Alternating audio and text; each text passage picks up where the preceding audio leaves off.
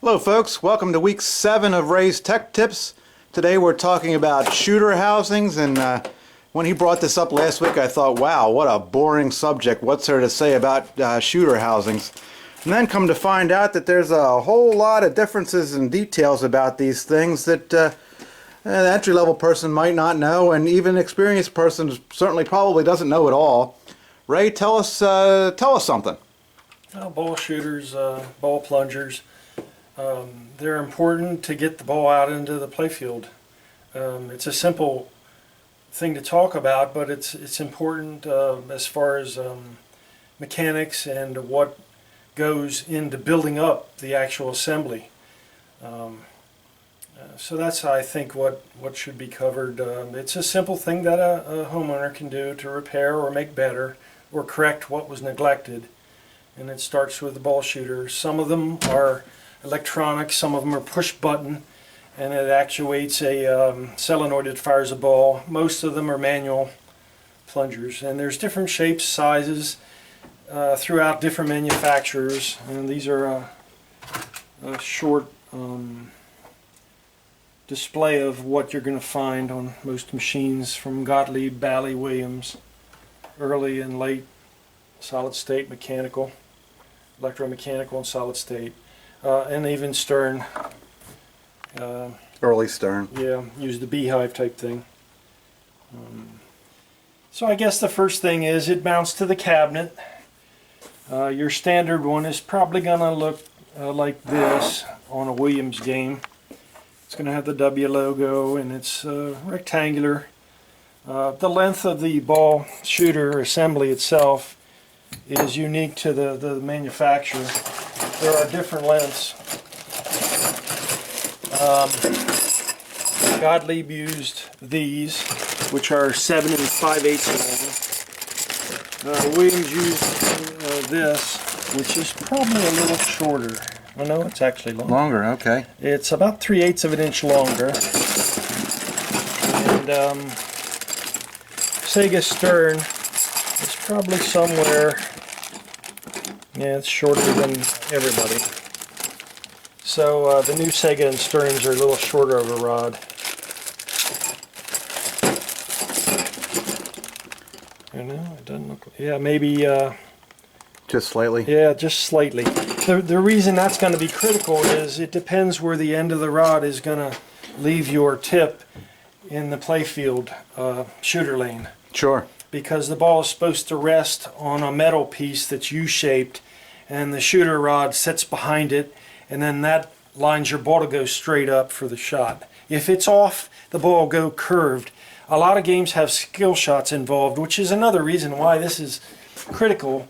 And it seems like a simple device, but it's critical for a number of reasons: to get the ball in play and to make a skill shot. Some Bally's are elaborate with their skill shots. Some Data East are elaborate.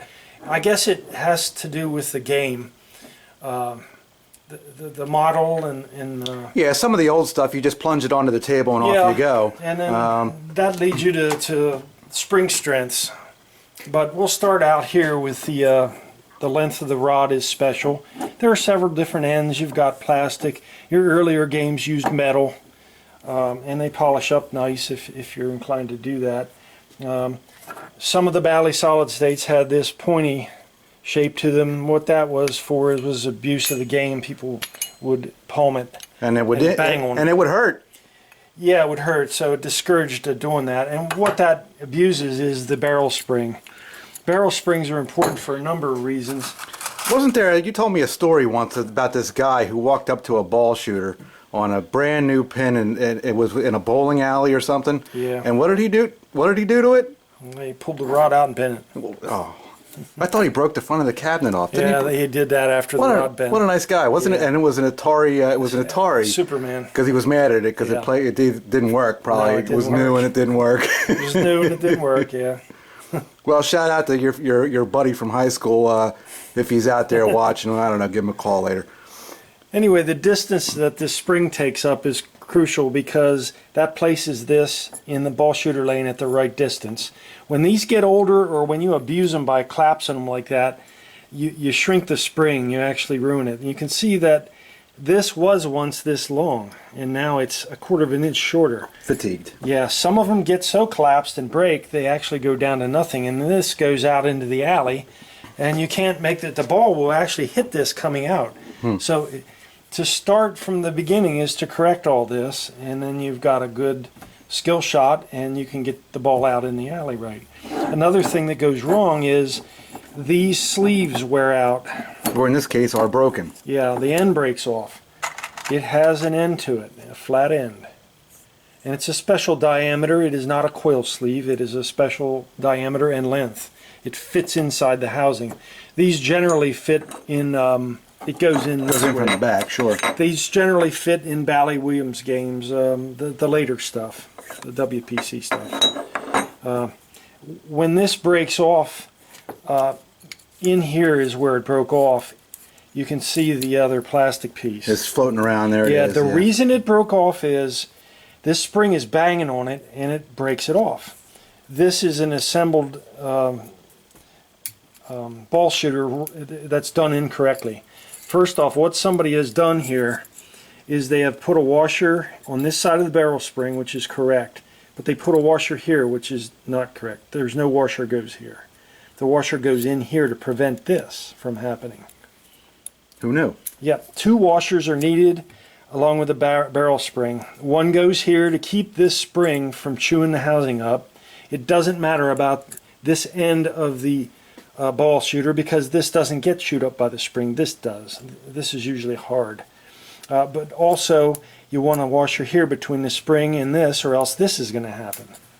That's how it's assembled. The washers are available new.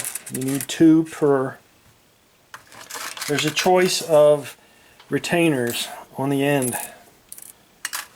There's the kind I like to use and the kind I don't like to use. There's a slot after you get the tip off. And Did that not have a retainer on it at all? No. The retainer was a rubber? Right. And you do not need a washer on this side of the spring, by the way. There is just the retainer that goes in the slot. The spring goes against it. These are easier for people that don't want to take the time to crimp this on. However, this, when it is on a ball shooter, takes up a lot of room out from the shaft. It's wider, sure. As opposed to this. And will not work under some conditions. Auto shooters, yeah, it generally won't work on an auto shooter, but this extra room gets in the way of it. So when this is crimped on, it takes up about that much room right there. Yeah, the auto shooters tend to go beside on both sides of the plunger, and they'll hit the E-clip. Right. When the E-clip is on, it actually gets really close to the shooter housing. And there is a direction to crimp this on, by the way. If you see the rounded edge and the flat edge, you can see the difference. Yeah, the flat edge is the tension side. Yes, correct. Yeah. Did not know that. Yeah. We need to do more of these tech videos. That way I'll know something. It probably wouldn't matter, but it's sort of the correct way to do it. And there's also the same thing with washers. When you put them on, they're directionally stamped, rounded edge, flat edge. Although I don't think it's that important. No, probably not. That about covers what you're going to need to do here. Okay, that's spring in your hand. They're all the same, aren't they? No, there's 6 different styles of springs as far as diameter goes. They're all the same length. Coil diameter, how thick the coil is, makes it stronger or weaker. Here is what they are labeled, and this is the thickness of the spring. The lightest is a brown in color. And the reason they color code them is, unless you want to get a micrometer and look, might measure it, then you won't see. Now you can see the difference, obviously, between the thickness of the lightest and the heaviest is a red. Sure. Is your highest. This is 42 thousandths thick, this is 26. You can see the difference. And there's all in betweens. Consult your book for the correct spring. This would go on like a twilight zone and such. With the really light, skill shot. Yeah, you don't want to put a heavy one on. Now there are exceptions according to preference. Some people will want a stronger or lighter spring on a machine due to their own preference. Like you brought up No Good Gophers, which Right. is a good example. Yeah, the you've book got- might not even be right on that. No, I don't think they cared, but as a player, a full plunge can go all the way around the ramp and come down and give you a shot at the hole-in-one. But there is also a light shot, skill shot on the playfield, Right. and it's your choice. Yeah. Let's take a quick break here, Ray, because somebody's out there playing the WAS, and I don't know who it is. Let's go look. Okay. Be back shortly, everybody. All right.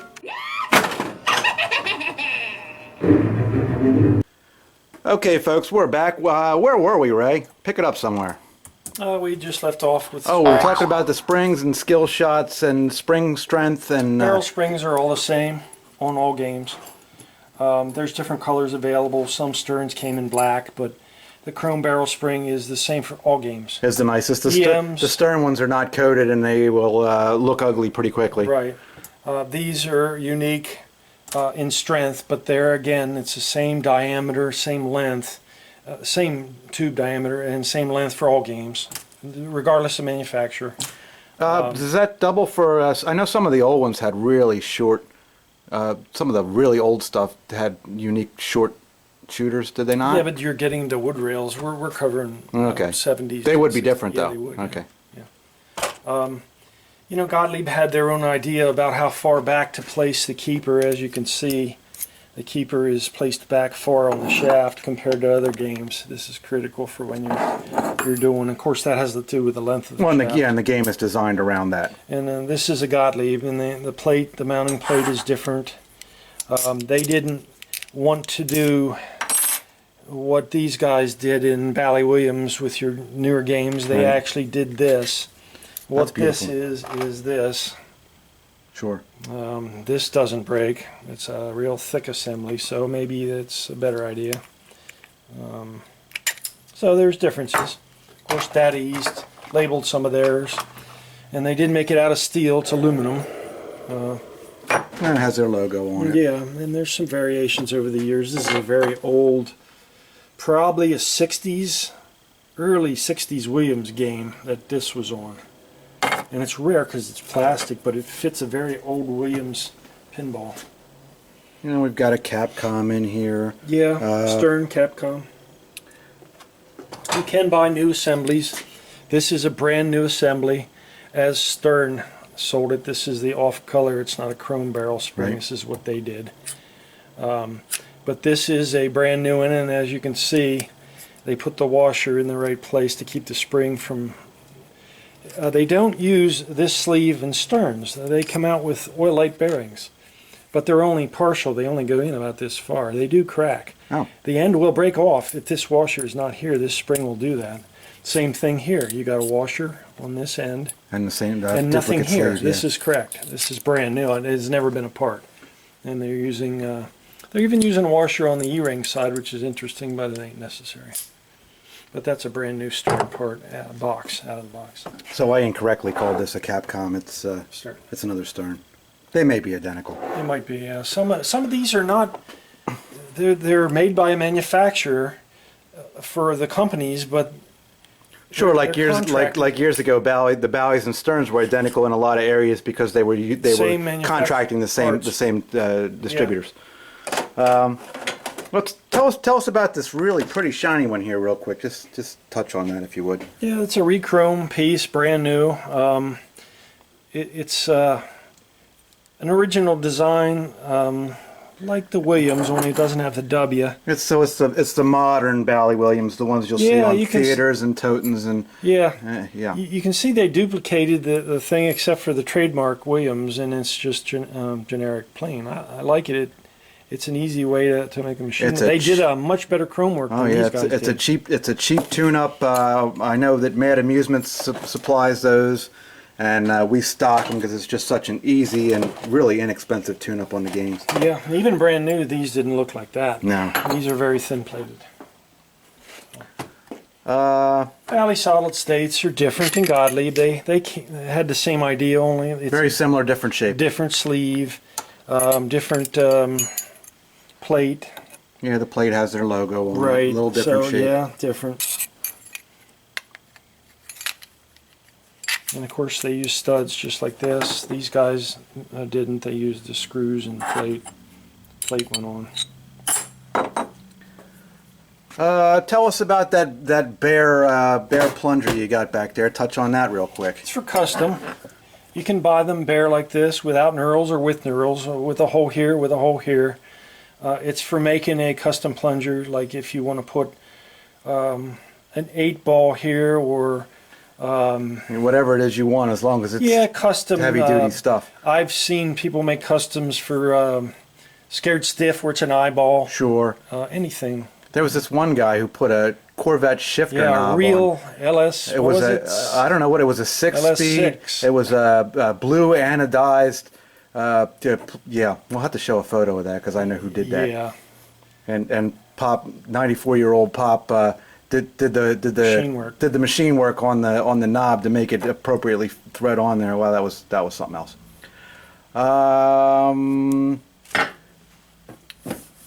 Tell you what, Ray.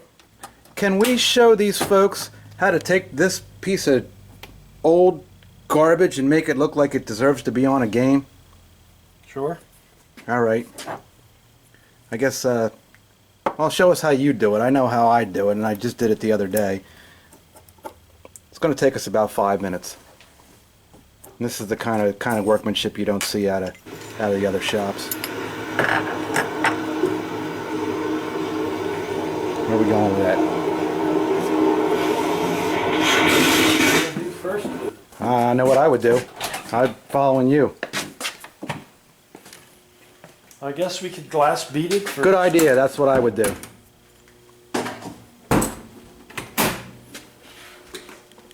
This is a neat tool right here for sure. If you don't have this, you need it.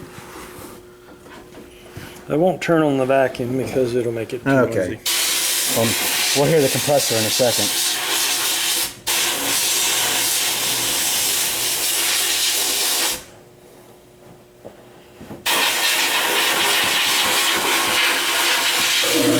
There it is. Damn, that was annoying.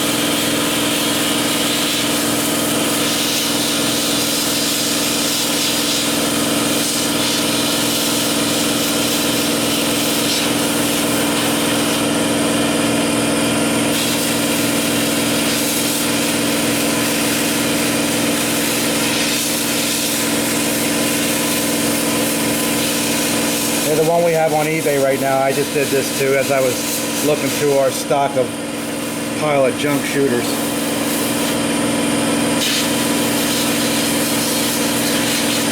Alright, that cleans it up. It's the only thing I'm doing there. Cleaning it up.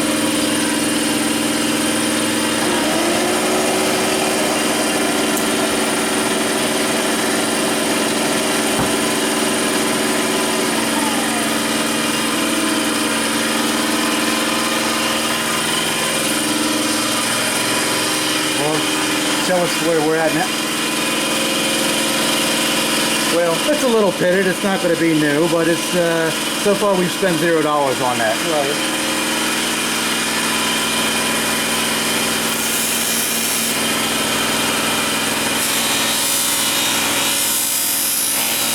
Don't try this at home without your safety goggles, please. Ray, we're going to pretend you have those on. Okay.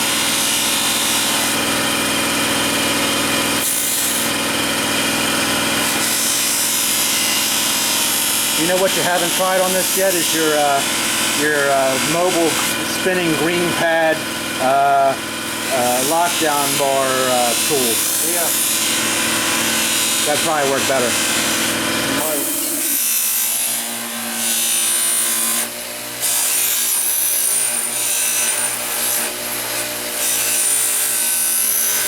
Now this won't come up to a high gloss, but it'll look like you loved on it a little bit. Yeah, it's a bad core. Well, that thing is pretty rusty. I'm not looking for perfection here.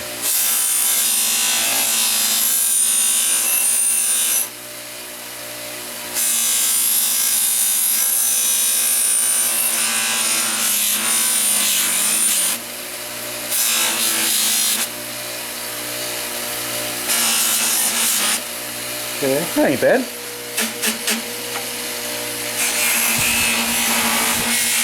Now what's the difference between the two wheels here, if you've never done this before?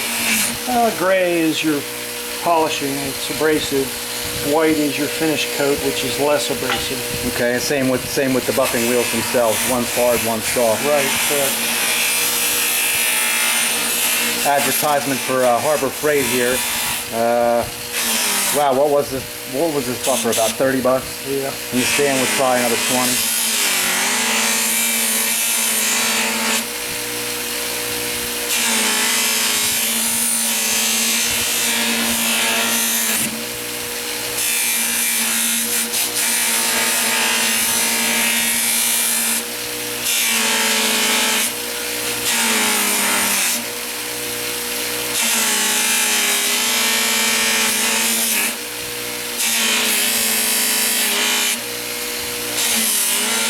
Okay. Neat. Little wash and that thing's done. Mm-hmm. All right, and that fact, we're not going to show you how to wash it. We'll be right back. Hello. Welcome back. Okay. Shooter rod. What do you got there? Well, it's not worth glass beating because the surface isn't that bad, but I was figuring we were going to show people how to polish this, and this is what you start with. That looks awful. Mm. Okay, and of course you want to take this opportunity probably to make sure that it's not bent, because if it's bent, it's not going to work very well. No, it won't.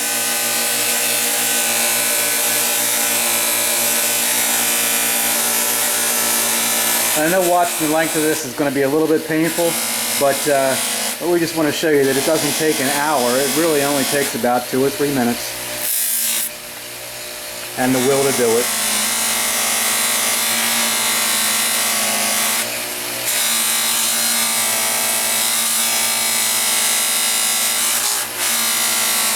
So how are the Phillies doing this season? Not good. Oh. How about the Eagles? How are they doing this season? They got injured people already. Well, at least we got rid of that coach who was unable to win anything, and we got another one who never won anything. I don't know. Well, look forward to the season is all I can do.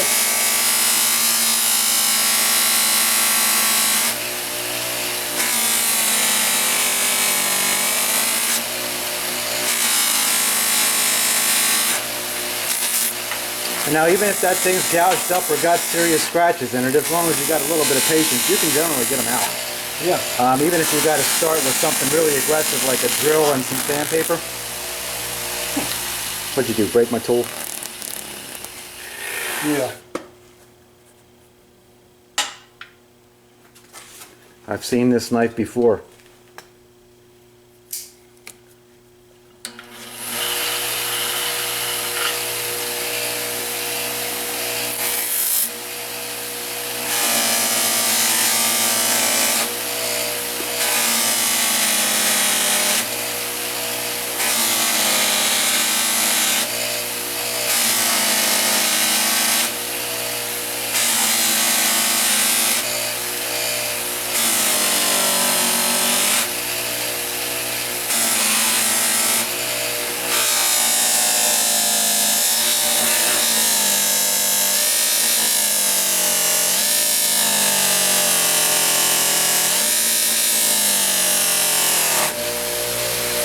When it gets really hot and starts to burn your fingers, take a break.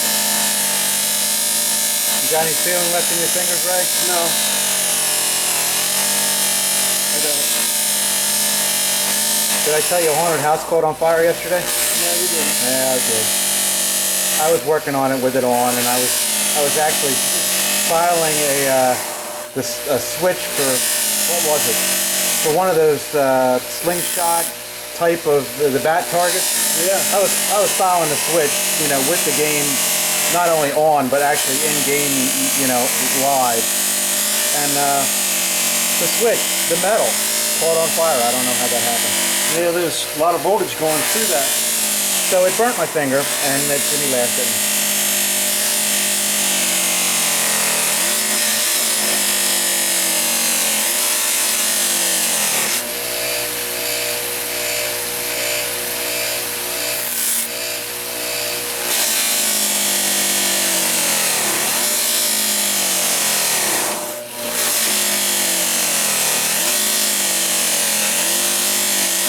we're done with stage 1. Almost there.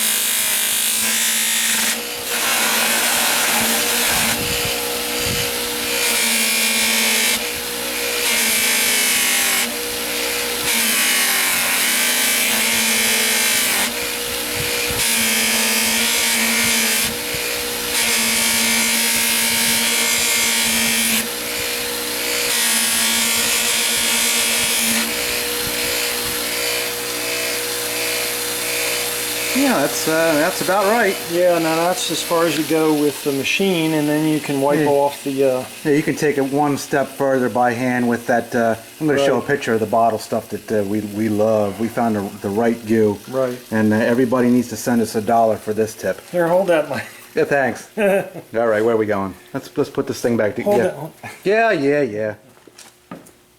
Funny guy.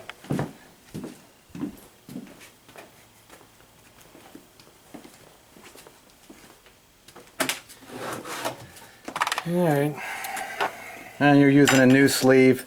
Oddly enough, if you put that old sleeve in the blast cabinet, that's pretty tough stuff. You can save it, but we do like to install new parts wherever we can. Now, in these old Bally's, by the way... Is this a Bally? This is a Or Gottlieb. Okay. Yeah, this is a Gottlieb. And these old Bally's, by the way, they used, and I don't think it's critical, but they used... Do I not have it? You had them out. Where did you put them? Shooter washers. This is actually what Bally used. Oh, that little itty bitty washer. They came on early Bally solid states, and they were on here, and they were on here next to the... They sat inside of Yeah, this is what Bally used. I don't know why. It's markedly smaller, and it's you'll never find that made in any hardware. And it won't work on the lighted flipper or No. the lighted shooter that we're going to show you in a minute. Yeah, but everybody else, even Gottlieb, used the standard wide washer, which is still made today. I haven't found those anywhere, but they are Bally solid state. There's 4 of them if you need them. Yeah, I have some with me here, but anyway, Okay. Gottlieb did on their System 3s, they did tend to use this, which is interesting. Oh, that's the sleeve, okay. And that actually went inside the Oh, spring. neat. Yeah, it did. And that went on the end up against the... Keeper. Yeah, okay. Yeah. Let's see if I can find a spring. It goes inside a spring like that. That's what Gottlieb did on the System 3s. And then that would go against the keeper, and then you'd have your plunger tip on the end. I don't know why they came out with that. Goofy. It was to keep it centered for some reason? Somebody in engineering was trying to hang on to their job by coming up with something. Right. Anyway, this Okay. is what you got. So, plunger, barrel, washer, housing, sleeve, Tip. New tip. washer, spring, keeper, tip. And it'll work much smoother and nicer. It is directional, by the way. It has a tilt to it. And they generally always tilt up. Sure, yeah, they do. If you put it on backwards, it won't work. I've never done that. It can tilt it down, and then You look at it, they look the same. I've never ever put it on upside down. Yeah, the ever. angle of the playfield is what you're dealing with. They don't bring the studs straight out on any of these plungers. This here, they built the tilt in the housing itself. Right. Here, the plate appears flat, but it's not. It actually does tilt, so the studs are put in that way. So Okay. that's a point when you're assembling it. Put it in the right. You'll know if you got it in wrong. It will tilt down out of the shooter lane. Well, that's a nice improvement over. I mean, it's not brand new looking, but No, finish hand polish and that'll be chrome. that's darn near nice looking. I mean, it looked just like this one still sitting over here, Correct. which is the kind of stuff you see out of that shop up the street. You guys suck. Buy new ones. This is the finish a new one will have. And of course, you can do the same to it, which I certainly would 9 times out of 10, because that looks like That looks rubbish. better. I like that better than this is actually the authentic finish of what they do. what that was Yeah. before they went to the plastic ones, which is what current day Sure. is. Which they crack. Except from and, customs, you know, there are games that are customs, like Theater Magic is Sure. round silver. There are some custom ones that the manufacturers did, but for the most part, they stuck with black. And then, of course, there's a lot of auto ball shooter machines that have nothing except a cabinet button that says launch or whatever. Well, a lot of this is really a combination of put it together right as far as the configuration of where the washers and springs go and all that fun stuff. But then it becomes a matter of preference. Daddy used to use red some places with DE on it. Yeah, those would crack a lot. Those were weak. Yeah, yeah. Okay, I guess what we have left out there, we do have a coin taker lighted shooter, and it's kind of mysterious to some people. I've had people ask me, how does that work? And I do know, and I try to explain it, and I fumble over it because it's a little mysterious. It works off 12 volts. Let's take a walk out there and see what they did, and that'll about wrap it up for shooters, I believe. I think it's an interesting subject. I think people take it for granted. It's sort of like the valve stem on a car rim. Well, we'll talk about that next week. Valve stems? Valve stems. Okay. I don't know. We got my motorcycle over there. You can get to rebuilding that carburetor. Okay, let's take a walk out to the Strange Science, take a look at that, and wrap this thing up. Because we've been told by a few people that these are too long. Ray, you talk too much. Yeah, I know. Sorry. But then other people want to hear what you have to say. I've actually learned a couple things from this already. My hopes is people will learn about something as simple as this that is taken for granted. I correct this type of stuff, by the way, almost every time I go out on a call. Yesterday I did a call on an electromechanical machine called Bally Hang Glider from 1976, December. And I had to rebuild the whole assembly. Because it was all wrong. This and was it was all so shot. collapsed it crawled up over here. And it was sharp. Somebody playing it would cut their fingers, because when this Inconel is what this metal's made out of by.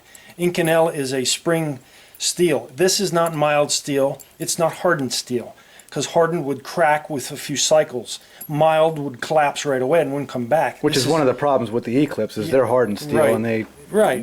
break. But this is made out of Inconel, so is this. A combination of mild steel and some other metallic steels, and they call it Inconel, and that's what springs are made out of. But it's sharp. When they break, it's sharp. You can really cut yourself. Now this, the one I did yesterday, had this collapsed. The ball shooter was out in the playfield so far, you couldn't even lift the playfield up. You had to pull this out while you lifted the playfield up. It hung out into the shooter lane at least an inch. Well, the ball wouldn't even come out of the out hole. It hit the plunger. So that doesn't sound like fun. no, so I had to rebuild everything. This spring was broke. It broke here and it crawled through itself and made itself shorter. And even with that, there was still tension on this to keep it out this way. But it was a mess. I had to do everything. So this and the guy told you the machine hadn't been used or hadn't worked in what, a decade? 10 years. Yeah. And what was the look on his face when that thing came to life and you had it tuned they up had and it in their playing? family for years. They really liked it. Yeah, it was like an old friend. And he liked it better when it worked, I'm sure. Yeah, their grandchildren are going to enjoy it. Their kids grew up and enjoyed it. So. Okay, we were just talking about making these too long. Let's go look at that. Explain to us how that works and wrap this up. All right. You've got about 5 minutes to decide what we're doing next week. 5 minutes. Usually I don't give you any warning. Coffee. Okay, go get your coffee. This is what we're talking about. I guess we'll cut here to open this up because you can show them from inside the architecture of it. Be right back, everybody. Okay, Ray, we're back. We've got this thing opened up. Show us what they've done here. Yeah, Bally Strange Science and other games, you can get special shooter rods made, round shape, whatever, and they're lighted when they're in rest position. They run on 12 volts, they're color changing. You can get ones that are solid color, different shape sizes. It's acrylic with an LED in it, and they have the wiring for the LED hooked up onto the shaft. Okay, I see a sleeve there of some sort. Yeah. It's just really... That's right here. So this part is separate from this, and that fact of the conductivity, that's why it's not lighting right now. But when it goes to rest, then this feeds this with 12 volts, which is in here.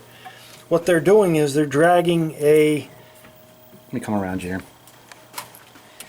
They are dragging voltage through the rod on a fast connector. It's round, it just happens to fit on the diameter here.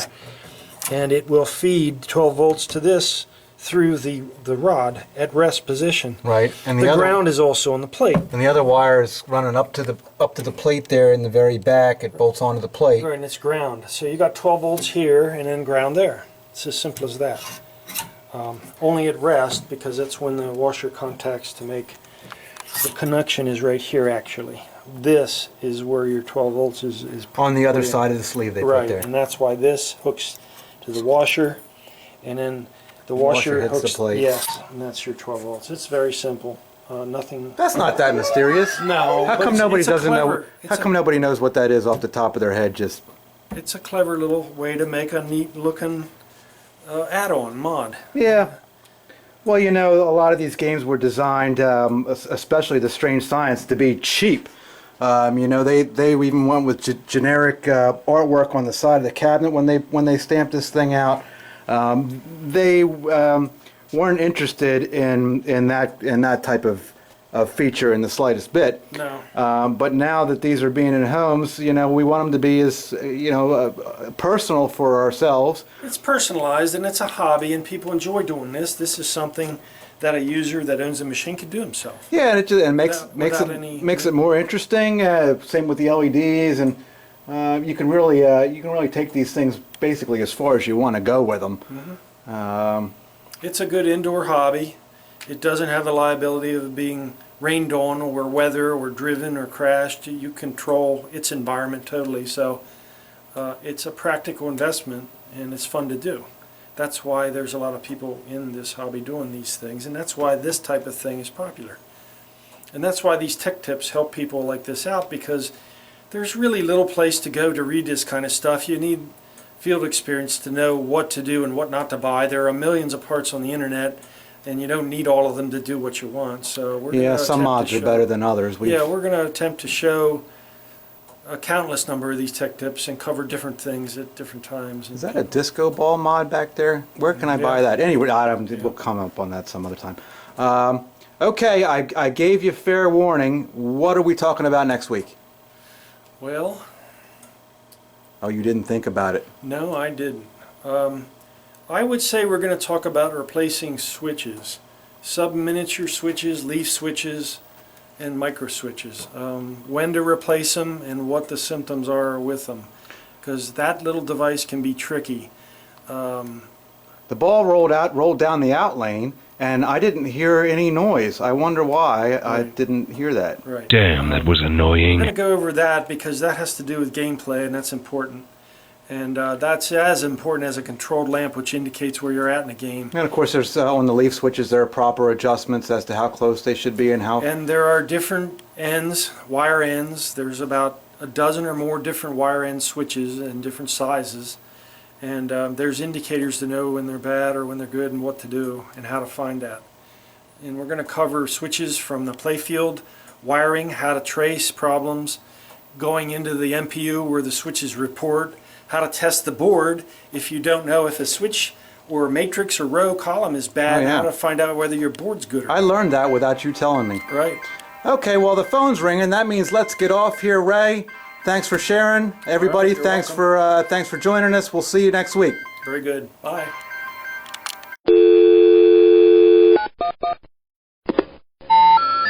The number you have reached, 911, has been changed to a non-published number. No further information is available about 911. Hi, we hope you've enjoyed this video. If you haven't already subscribed, what are you waiting for? Want to know what's coming next? Go like us on Facebook right now. You can keep up to date with all of us here at the shop and what we've been up to. Thank you for watching. Join the circus.